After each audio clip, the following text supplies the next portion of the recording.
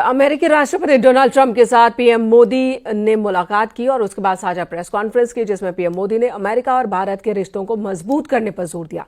PM Modi ने कहा कि हम 2047 तक विकसित भारत के लक्ष्य को पूरा करेंगे। विकसित भारत का मतलब मेक इंडिया ग्रेट अगेन होगा।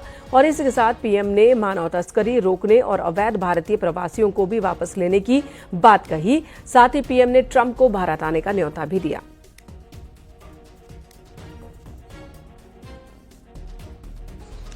फ्रेंड्स, आज हमने द्विपक्षीय व्यापार को 2030 तक 2 गुना से भी अधिक बढ़ाकर $500 बिलियन तक पहुंचाने का लक्ष्य निर्धारित किया है। हमारी टीमें एक पारस्परिक लाभकारी ट्रेड एग्रीमेंट को शीघ्र संपन्न करने पर काम करेगी। भारत की ऊर्जा सुरक्षा सुनिश्चित करने में हम ऑयल तथा गैस ट्रेड को बल देंगे। ऊर्जा इंफ्रास्ट्रक्चर में निवेश भी बढ़ेगा।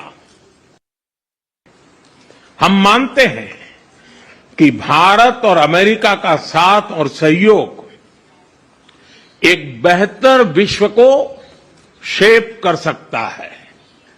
फ्रेंड्स, अमेरिका के लोग राष्ट्रपति ट्रंप के मोटो मेक अमेरिका ग्रेट अगेन यानी मागा से परिचित है।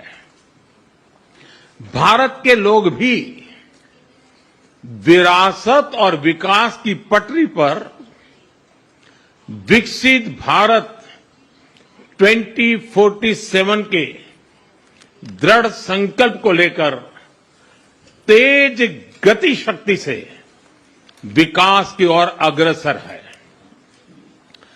अमेरिका की भाषा में कहूं तो विकसित भारत का मतलब मेक इंडिया ग्रेट अगेन यानी मिगा।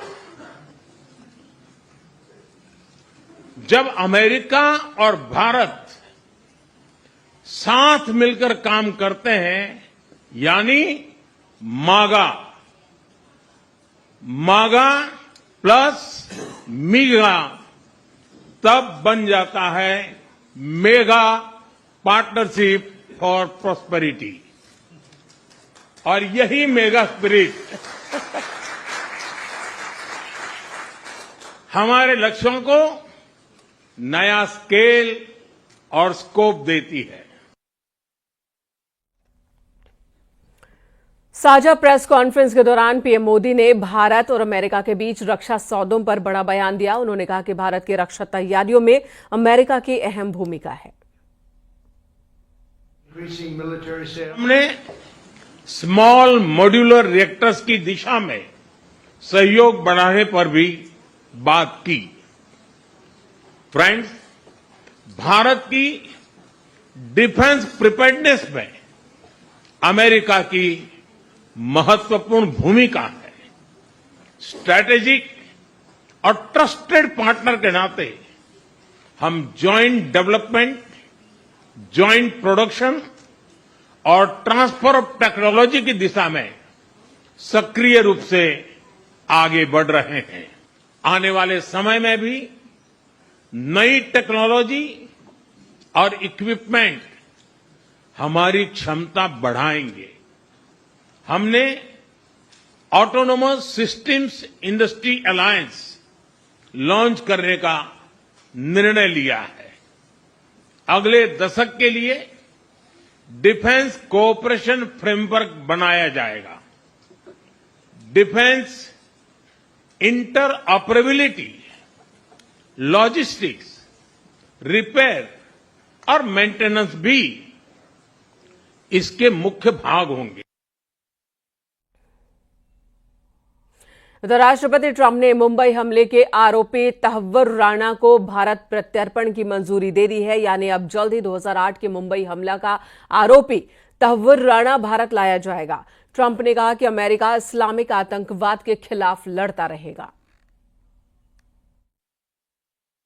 Today, I'm pleased to announce that my administration has approved the extradition of one of the plotters and one of the very evil people of the world, and having to do with the horrific 2008 Mumbai terrorist attack, to face justice in India. आतंकवाद के खिलाफ लड़ाई में भारत और America दृढ़ता से साथ खड़े रहे हैं। हम सहमत हैं कि सीमा पार आतंकवाद के उन्मूलन के लिए ठोस कार्रवाई आवश्यक है।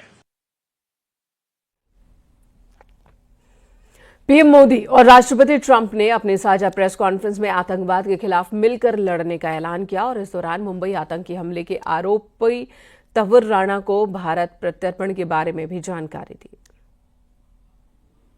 और मैं राष्ट्रपति जी का आभारी हूं, उन्होंने 2008 के जिसने भारत में नरसंहार किया था, उस मुजरिम को अब भारत के हवाले करने का निर्णय किया है।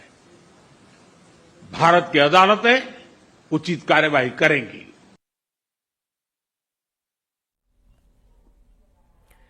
ज्वाइंट प्रेस कॉन्फ्रेंस में भारत से रक्षा सहयोग पर ट्रंप ने बड़ा ऐलान किया। ट्रंप ने कहा कि भारत को जल्द ही F-35 फाइटर जेट मुहैया कराएंगे। ट्रंप के इस ऐलान के बाद यह साफ हो गया है कि अब कुछ ही दिनों में भारत को 5वीं पीढ़ी का फाइटर जेट F-35 मिलने जा रहा है। Starting this year, we'll be increasing military sales to India by many billions of dollars. We're also paving the way to ultimately provide India with the F-35 stealth fighters.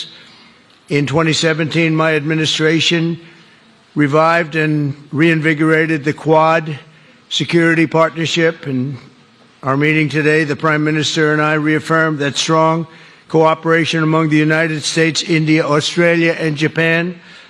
And it's crucial, really, to maintaining peace and prosperity, tranquility, even in the Indo-Pacific.